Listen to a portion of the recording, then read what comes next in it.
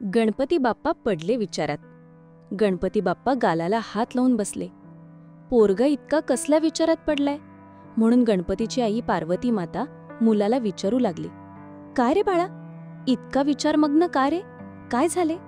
गालावर हात ठेवून इतका कसला विचार करतोयस? भोले बाबा ओरडले का?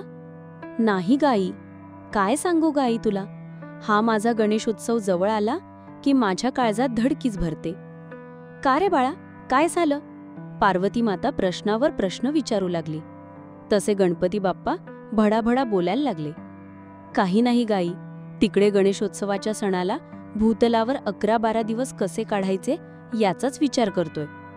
तुझं आपलं बरं ग, आदले दिवशी येतेस आणि गौरीपूजन झाले की दुसऱ्या दिवशी आपली लगेच पळतेस.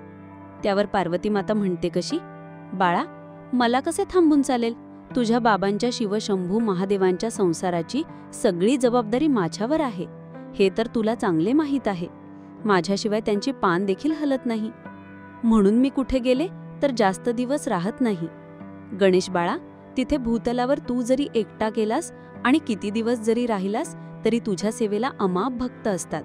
नुसते तुला कुठे ठेवू आणि कुठे नको असे करतात, म्हणून मला तुझी काळजी वाटत नाही. काही नाही गाई, तिकडे प्रत्येक वर्षाला गणेश उत्सवाला नुसता गोंधळ गोंगाट आणि धांगड धिंगाणा. काय केलेस सुधारायचे नाहीत हे माझे भक्त? सगळ्या गणेशोत्सवाचे रूपडेच बदलून टाकले आहे त्यांनी. माझ्या आगमन आणि विसर्जन सोहळ्याला बेंजो, काळजात धडकी भरेल असा डीजेचा आवाज, मोठ्या आवाजाने माझ्या कानाचे पडदे बसतात गाई. त्यापेक्षा पारंपरिक लयबद्ध वाजणारे ढोल पथक, लेझिम, टाळ, मृदुंगाचा गजर करत सुस्वर भजने, जशी पंढरीची वारी असते तसं असेल तर किती छान वाटेल ना. आणि माझी प्रतिष्ठापना झाल्यावर होणारी अशुद्ध आरती, बेंबीच्या देटापासून ओरडत एकमेकांशी चढाओढ करणारी बेसूर भजने, कव्वालीच्या सामन्यासारखी भजनाची डबलबारी करणारे आणि कमरेखालचे पानचट विनोद करणारे भजनी बुवा. समाज प्रबोधनाचा वसा जणू काही आमच्याच खांद्यावर आहे असे समजत भगली आणि फकांडा मारीत कर्कश आवाजात ओरडत कीर्तन करणारे कीर्तनकारी बुवा. मंडपात आपापसात क्षुल्लक कारणावरून क्लेश करून भांडणारे गणेश मंडळाचे कार्यकर्ते, रात्रभर विरंगुळा म्हणून मंडपाच्या पाठीमागे पत्त्यांचा डाव मांडणारे माझे भक्त. अगदी करायचे नाही ते पण करत असतात आणि माझा नुसता जीव नकोसा करून टाकतात. महिलांच्या फोगड्यांनी मात्र अजून तरी पारंपरिकता सोडलेली नाही. तसे काही भक्त माझी अगदी मनोभावे सेवा करतात आणि काही भक्त करायची म्हणून करतात. तरी पण माझा कोणावर काही रागरोष नाही, सगळे माझेच भक्त आहेत ते. मग पार्वती माता म्हणते कशी, सगळे तुझेच भक्त आहेत ना, मग तू कसला विचार करतोस? तसे नाही गाई, दर वर्षाला माझी प्रतिष्ठापना करतात, त्यांच्याने होईल तशी वेडीवाकडी पूजा करतात. वरून मलाच गारहाणे करून आपले सांगणे सांगत असतात. बा देवा गणपती बाप्पा महाराजा, आम्ही तुझ्या भक्तांनी जे काही तुझी वेडीवाकडी पूजा केली आहे ती तू मान्य करून घे आणि काय चुकलं असेल तर तुझ्या पायाखाली घे, नाहीतर पोटात घे. म्हणून मला माझ्या भक्तांची जास्त चिंता वाटते. म्हणजे सगळं करायचे ह्यांनी आणि सगळा भार माझ्यावर टाकून हे मात्र स्वैराचार करायला मोकळे. आई, कधी होणार ग माझी शास्त्रशुद्ध मनोभावे पूजा? कधी थांबेल माझ्या मूर्तीच्या उंचीची स्पर्धा? कोण जाणे. मी किती लहान आणि किती मोठा हे अजून मी देखील ठरवले नाही. माझ्या पर्यावरणाला हानिकारक असलेल्या, पाण्यात विघटन न होणाऱ्या मोठमोठ्या मूर्त्या तयार करून एकमेकांशी स्पर्धा करतात. अवजड मूर्त्या झेपत नाहीत म्हणून माझ्या मूर्तींना ओढून ओढून विसर्जित करायला नेतात. बरं, तिथे गेल्यावर पाण्यात विसर्जित करताना माझी काय विटंबना होते ती तर तुला ठाऊकच आहे.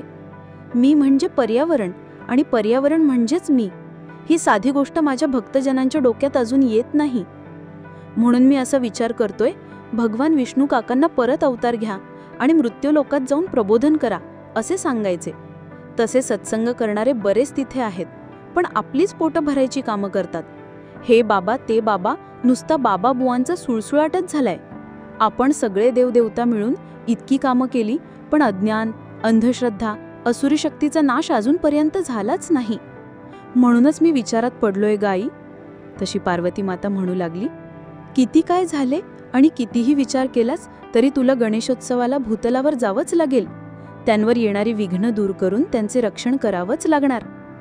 अरे माणसंच ती, त्यांनी नाही चूक केली तर कोण करणार? जो अतिरेक करतो त्याला त्याच्या कर्माचे फळ मिळतेच. म्हणून तर आपल्या देवावरचा विश्वास जरा देखील कमी झाला नाही आणि संकटाच्या वेळी जो तो आपलाच धावा करतो.